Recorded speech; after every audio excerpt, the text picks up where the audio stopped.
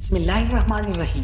मैं हूँ मोहम्मद राहत और आप देखने और सुनने वालों को हमारे चैनल में खुशामदीद। नाज़रीन ग्रामी, ड्रिकोला भी हॉलीवुड दुनिया में सुपरमैन, बैटमैन और स्पाइडरमैन जैसे बड़े बड़े किरदारों की तरह ही एक मशहूर कैरेक्टर है। लेकिन हैरानी की बात यह है कि सुपरमैन और बैटमैन जैसे हॉलीवुड सारे कैरेक्टर फेक हैं, लेकिन ड्रिकोला एक रियल यानी सच्चा कैरेक्टर है। और आपको जानकर शायद सबसे ज़्यादा हैरानी तब होगी जब आपको ये मालूम चलेगा कि असली ड्रिकोला हॉलीवुड फिल्मों में दिखाए जाने वाले ड्रिकोला या फिर कहानियों में सुनाए जाने वाले ड्रिकोला से भी ज़्यादा खतरनाक है। कहा जाता है ये ड्रिकोला इस दुनिया में तकरीबन 1 से 1.5 लाख लोगों के कत्ल का जरिया बना था। लोगों का कत्ल करने के साथ साथ ये हैवानियत की तमाम हदों को पार कर दिया करता था। लोगों को कत्ल करने के बाद भी ये इनके खून को निकाल कर इससे रोटी खाया करता था।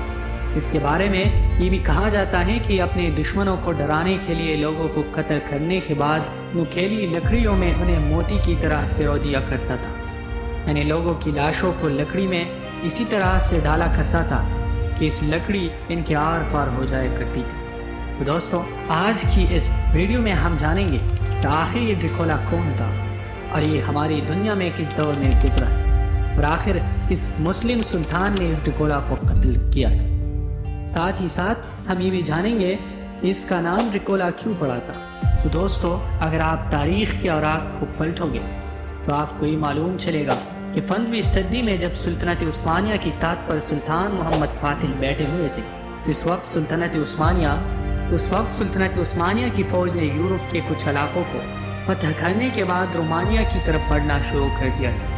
यूरोप की रोमानिया के इलाके की फौजें सुल्तनत उस्मानिया को रोकने की भरपूर कोशिश तो कर रही थी, लेकिन इनके पास सुल्तनत उस्मानिया के मुकाबले में ऐसी कोई फौज नहीं थी जो सुल्तनत उस्मानिया का मुकाबला कर सके। इसलिए उन लोगों ने सुल्तनत उस्मानिया की दावत कबूल कर ली, यानी इन लोगों ने सुल्तनत उस्मानिया से एक कॉन्ट्रैक्ट यानी सौदा कर लिया था। इस सौदे के तहत रोमानिया के हुक्मरान ने सुल्तनत उस्मानिया के सुल्तान से वादा किया था कि वो हर साल सुल्तनत उस्मानिया को टैक्स दिया करेगा, जिसके बदले में सुल्तनत उस्मानिया को ये वादा करना होगा कि वो कभी भी हमारे छोटे और कमज़ोर इलाकों पर हमला नहीं करे। लिहाजा ये सौदा होने के बाद सुल्तनत उस्मानिया के सुल्तान ने भी रोमानिया के लोगों को अमान की ज़मानत दी और इन पर कभी भी चढ़ाई न करने का वादा किया था। दोस्तों, रोमानिया के हुक्मरान के 2 बेटे भी थे, जिनमें से बड़े बेटे का नाम वलाद थर्ड और छोटे बेटे का नाम राडू था।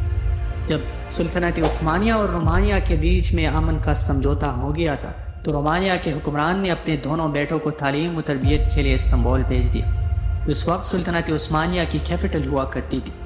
वहाँ पर रोमानिया के हुक्मरान के दोनों बेटों ने खूब इल्म हासिल किया और अच्छी तरह इनकी तरबियत भी की। दोनों भाई बहुत लंबे अरसे तक सुल्तनत उस्मानिया के कैपिटल में रहते रहे और इस लंबे दौर में इन लोगों ने बहुत सारे सब्जेक्ट पर अच्छी महारत हासिल कर ली थी। वो दोनों भाई अरबी, फारसी और तुर्की ज़ुबान के साथ साथ कुरान करीम की तफसीर भी सीख चुके थे। कुछ अरसे के बाद इन दोनों भाइयों में से छोटे भाई यानी राडो ने तो अपने टीचर्स और अपने दोस्तों से इंस्पायर होकर इस्लाम कबूल कर ली, लेकिन इसका बड़ा भाई वैसा ही रहा जैसा वो कभी हुआ करता। दोस्तों, इसी बीच रोमानिया के हुक्मरान यानी इन दोनों भाइयों के वालिद का इंतकाल हो गया। जब इस बात की खबर सुल्तान मोहम्मद फातिह के कानों में पहुंची तो उन्होंने इन दोनों भाइयों में से बड़े भाई यानी वलाद को रोमानिया की तरफ रवाना कर दी ताकि वो अपने बाप की जगह संभाल सके।